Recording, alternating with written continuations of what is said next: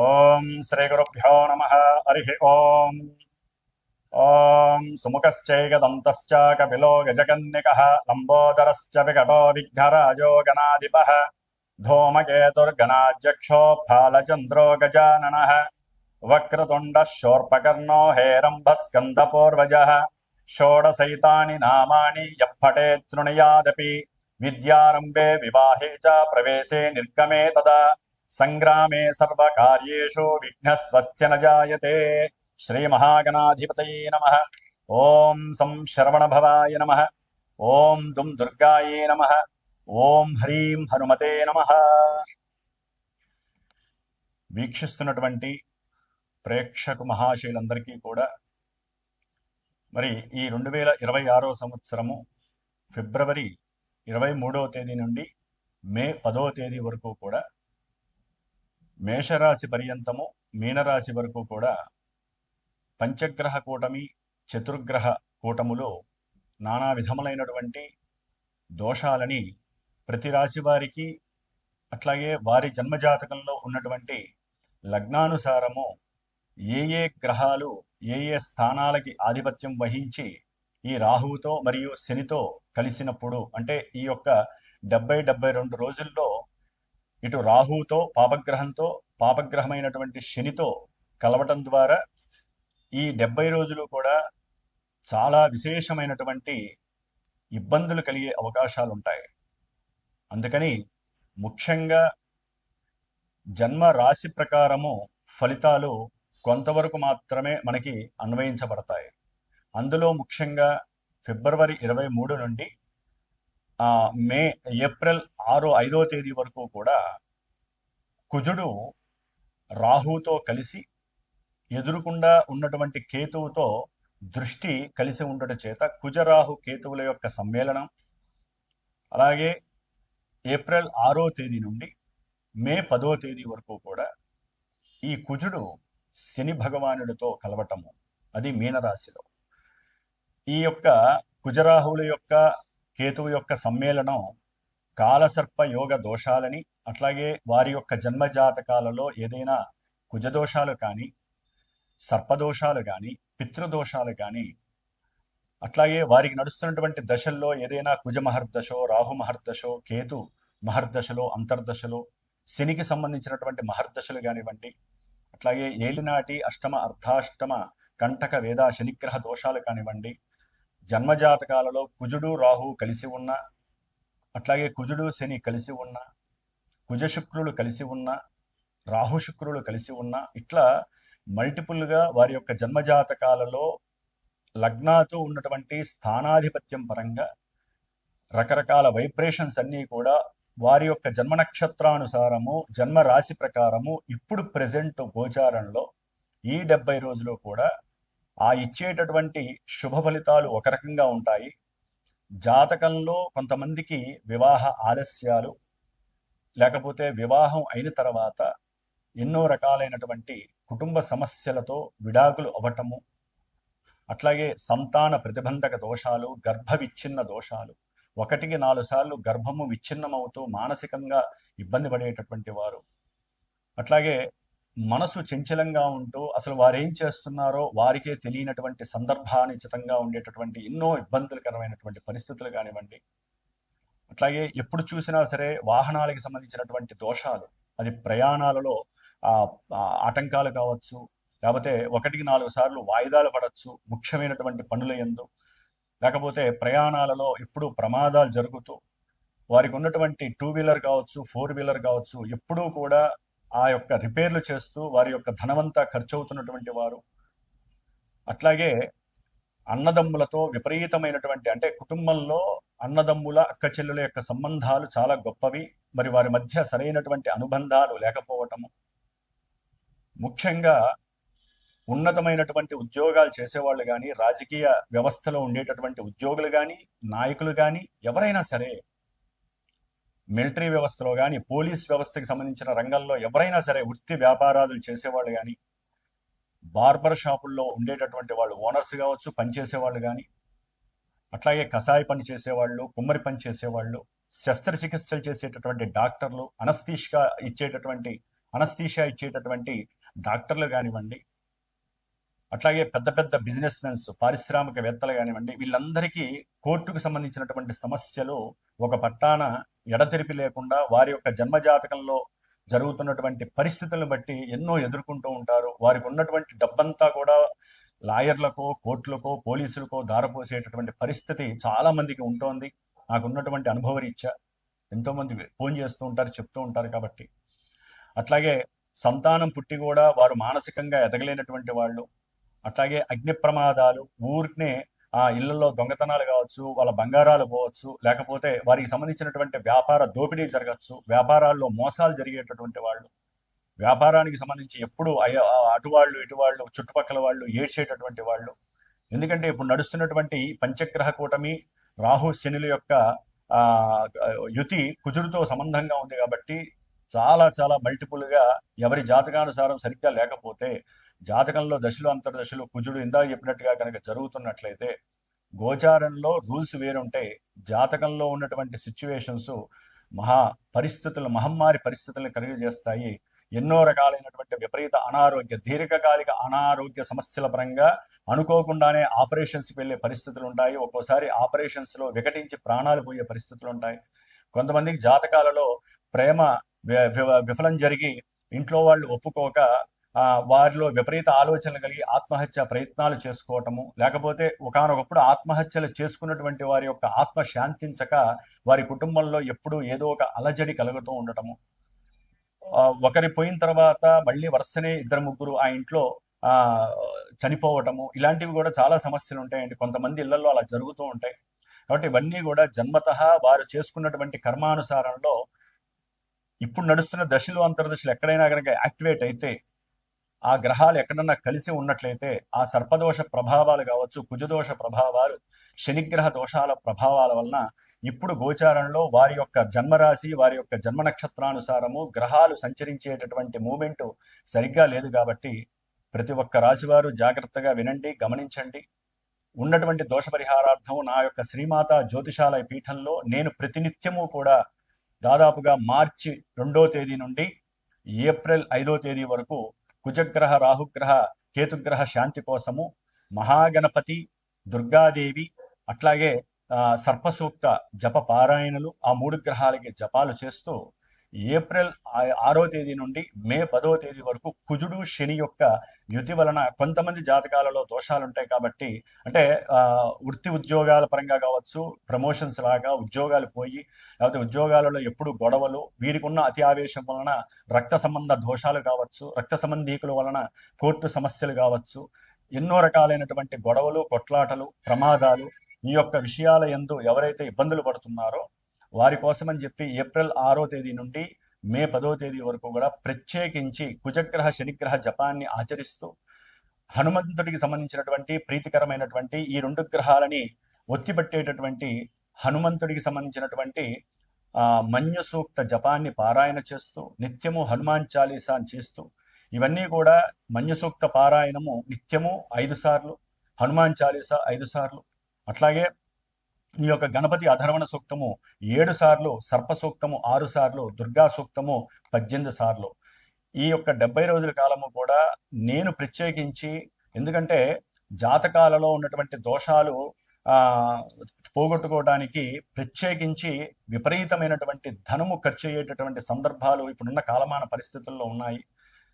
ఎందుకంటే వాటికి చేయవలసినటువంటి జప సంఖ్య కావచ్చు, వాటికి హోమాలు చేయాలన్నా, క్షీరతర్పణాలు చేయాలన్నా, అభిషేకాలు చేయాలన్నా, అర్చనలు చేయాలన్నా విపరీతమైనటువంటి ఖర్చు ఇప్పుడున్నటువంటి మానవ ప్రపంచంలో ఉంది. కాబట్టి వారందరికీ ఊరటనివ్వటానికి నా వంతు ప్రయత్నంగా మనశ్శాంతిగా మనస్ఫూర్తిగా చేసేటటువంటి భాగ్యాన్ని భగవంతుడిచ్చినటువంటి, నాకు ఇచ్చినటువంటి ఈ జ్ఞానంతో పాటుగా మంత్ర బలాన్ని కూడా ఇచ్చారు. కాబట్టి కంపల్సరీ ఎవరైతే నాతో ఫోన్ చేసి సంప్రదిస్తారో, ఎవరికైతే ఇబ్బందులు ఉన్నాయో, నేను చెప్పినటువంటి ఇబ్బందులు ఉన్నాయో, వారి మాత్రమే నమ్మి గనక ఫోన్ చేయగలిగితే గనక వారి కోసము ఈ 70 రోజులు నేను చేసేటటువంటి ఈ ఆరాధనకి ఉన్నంతలో మా యొక్క పీఠానికి ఉపయోగపడేటటువంటి దక్షిణ రూపకంగా నేను ఏర్పాటు చేసి ఉన్నాను. ఎవరైతే ఇబ్బందులు పడుతున్నారో వారి ఒక్కరికి వారి గోత్రము, నక్షత్రము, రాశి, వారి యొక్క పేరు, ఎవరికి సంబంధించి వారి దోషం చెప్తే ఆ దోషాన్ని నిత్యము నేను చెప్పి చేయటము, అట్లాగే ముఖ్యంగా మార్చి 18వ తారీఖున అమావాస్య రోజున సుబ్రహ్మణ్య పాశుపత రుద్రహోమం, నవగ్రహ నక్షత్ర మృత్యుంజయ పాశుపతంతో పాటుగా, అంటే వాటికి సంబంధించిన మంత్రాలతో పాటుగా ప్రత్యేకించి సుబ్రహ్మణ్య పాశుపత రుద్రహోమం జరుగుతుంది. అది సంతానం కోసం కావచ్చు, అన్ని రకాల కార్యక్రమాలు, కోర్టు వ్యవహారాల్లో విజయ సాధన గురించి కావచ్చు, సంతాన ప్రాప్తికి, వివాహ ప్రాప్తికి ముఖ్యంగా ఈ యొక్క హోమాన్ని తలపెట్టాను. అట్లాగే ఏప్రిల్ 17వ తేదీన అమావాస్య రోజున హనుమత్ పాశుపత రుద్రహోమాన్ని చేస్తున్నాను. దాంతోపాటుగా మళ్ళీ నవగ్రహ నక్షత్ర మృత్యుంజయ సహితంగా ఈ యొక్క హోమాలు నేను తలపెట్టాను. కాబట్టి ఇదంతా కూడా 70 రోజులు కూడా ఒక ప్యాకేజీగా నేను ఏర్పాటు చేసి అందరికీ అందుబాటుగా ఉండాలి, అందరూ భరాయించేటటువంటి శక్తిని కలిగి ఉండాలనే ఉద్దేశంతో, సదుద్దేశంతో ఈ 70 రోజులు కూడా పూర్తిగా నేను ఈ యొక్క కార్యక్రమానికి అనుసంధానమై అందరికీ ఉపయోగం కలగాలని, అట్లాగే మిగతా రాశులు వారందరికీ ముఖ్యంగానండి ఈ యొక్క దోషాలు కుంభము, మకరము, మీనరాశి, అట్లాగే మనకి మేషరాశి వస్తుంది. తర్వాత కూడా మిథున రాశి, కర్కాటకము, సింహము, కన్య, తుల, వృశ్చికము, ధనస్సు. ఎందుకంటే యాక్చువల్లీ అన్ని రాశులకి ఈ కుజుడు రాహుతో కలిసి ఉన్నప్పుడు కొన్ని రాశులకి ఎన్నో రకాల దుస్సంఘటనలు జరుగుతాయి. మళ్ళీ ఏప్రిల్ 6 తర్వాత కుజుడు శనితో కలిసినప్పుడు కొన్ని రకాల దుస్సంఘటనలు కలుస్తాయి. ఏది వారి జాతకాల్లో గనక సమస్యలు ఉంటాయి. ఎందుకంటే ఏలినాటి అష్టమ అర్ధాష్టమ శనితో పాటుగా కంటక వేదా శనితో పాటుగా ఈ కుజుడు కలవటం మహా డేంజరు. కాబట్టి ప్రత్యేకించి కుజగ్రహం గురించే చేస్తున్నటువంటి పరిస్థితి. ఎందుకంటే ఆయన ఆవేశపరుడు, ఆందోళనకరుడు, ఎన్నో సమస్యలని, ప్రమాదాలని, ఎన్నో ఇబ్బందులను, అనారోగ్యాలని కలుగజేస్తాడు. కాబట్టి ఆ సమస్యల నివృత్తి కోసము ఆ గ్రహాలకి అన్వయించబడినటువంటి దేవతల యొక్క సూక్త పారాయణలు చేస్తూ ఇన్నిసార్లు అని చెప్పి ఆ 70 రోజుల తర్వాత మరి గణపతి, మహాగణపతికి సంబంధించినటువంటి అష్టగణపతుల దర్శనాన్ని, పూణేలో ఉన్నటువంటి అష్టగణపతుల దర్శనాన్ని చేసుకొని ఈ 70 రోజులు చేసినటువంటి ఈ యొక్క రక్ష కానివ్వండి, హోమం రక్ష కానీ, అక్కడ స్వామివారికి పూజ చేయించి అక్కడ ఉన్నటువంటి భస్మము, అక్కడ తాగించినటువంటి రక్షల్ని కూడా మీ అందరికీ అందజేయడం జరుగుతుంది. కాబట్టి నమ్మిన వాళ్ళు, నమ్మకంగా ఉన్నవాళ్ళు, జాతకరీత్యా అంటే భరాయించలేని వాళ్ళు, భరాయించేటటువంటి వాళ్ళు, జాతకంలో దోషాలు కలుగుతూ ఇబ్బందులు పడేటటువంటి వాళ్ళు తప్పకుండా పీఠానికి నాకు ఫోన్ చేసి సంప్రదించండి. మీ గోత్రనామాదులు ఇవ్వండి. నేను చేసుకునేటట్టుగా మీరు కూడా చేసేటటువంటి ప్రయత్నం నేను చేస్తాను. సుఖీభవ. మేషరాశి నుంచి మీనరాశి వారి వరకు ఏ రాశుల వారికి ఇబ్బందులు ఉంటాయో తెలుసుకుంటూ వారు ఏ స్తోత్రాలు చదవాలో తెలుసుకుందాం. తులారాశి వారికి ఈ ఫిబ్రవరి మాసము 23వ తేదీ నుండి మార్చి 2వ తేదీ వరకు కూడా మరి పంచగ్రహ కూటమి అనేటటువంటిది కుంభరాశిలో 5వ రాశిలో ఏర్పడుతోంది. లెక్క ప్రకారము మనకి శాస్త్రానుసార రీత్యా 5వ స్థానంలో ఉన్నటువంటి రాహువు, 11లో ఉన్నటువంటి కేతువు పద్మకాల సర్పయోగ దోషాన్ని ఇస్తూ ఉంటారు. అంటే ఈ 5వ స్థానంలో ఉన్నటువంటి రాహువుతో రవి, కుజుడు, అలాగే బుధుడు, శుక్రుడు వీరు కలవడం ద్వారా ఉద్యోగపరంగా కావచ్చు, ఆర్థికపరమైనటువంటి విషయాలు కావచ్చు, బంధువుల పరంగా కావచ్చు, మీకున్నటువంటి బుద్ధి, ఆలోచన, జ్ఞానపరంగా కావచ్చు, మాట పరంగా కావచ్చు, వ్యాపార పరంగా కావచ్చు, ముఖ్యంగా కొన్ని ఆర్థిక పరమైనటువంటి కుటుంబ విషయాల పరంగా మీరు కొన్ని జాగ్రత్తలు తీసుకోవాల్సిన అవసరం ఆసన్నమైందని చెప్పి భావించాలి. పంచగ్రహ కూటమి అనేటటువంటిది ఎన్ని గ్రహాలున్నా, ఎంత బలమైన గ్రహాలున్నా, మీ యొక్క గోచార రీత్యా, జాతకరీత్యా అయినా సరే రాహువుతో కలిసినాయి అనుకుంటే వీళ్ళ యొక్క శక్తులన్నీ కూడా రాహు లాగేస్తాడు. అది కూడా శని ఇల్లు, ఇంకా బలంగా ఉన్నాడు రాహు. ఒక రకంగా చెప్పాలంటే అక్కడ మిగతా గ్రహాలకు అంత బలం ఉండదు. బుధ శుక్రుడు బలంగా ఉన్నా బుధుడు రాహుతో కలవడం ద్వారా వ్యాపారంలో కొన్ని ఇబ్బందులు, శుక్రుడు రాహుతో కలిస్తే స్త్రీల వలన కొన్ని సమస్యలు, అది భార్య వలన కావచ్చు, భర్త వలన కావచ్చు, లేకపోతే వేరే బయట ఉన్నటువంటి కొన్ని ఇల్లీగల్ కాంటాక్ట్స్ వలన, స్త్రీల వలన సమస్యలు కావచ్చు.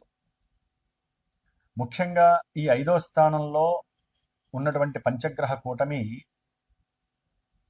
మార్చి 2 వరకు కొన్ని రకాలుగా మీకు ఇందాక చెప్పిన విధంగా కొన్ని సమస్యలు ఆపాదిస్తే, మార్చి 3 నుంచి ఏప్రిల్ 5 వరకు కూడా కుజరాహులు మరియు మరి లాభంలో ఉన్నటువంటి కేతువు, ఈ కుజరాహు కేతువుల యొక్క సమ్మేళనం అంత మంచిది కాదు. దీన్ని సర్పదోషం అంటారు. ఇది ముఖ్యంగా సంతానపరమైనటువంటి విషయాల్లో ఇబ్బందులు.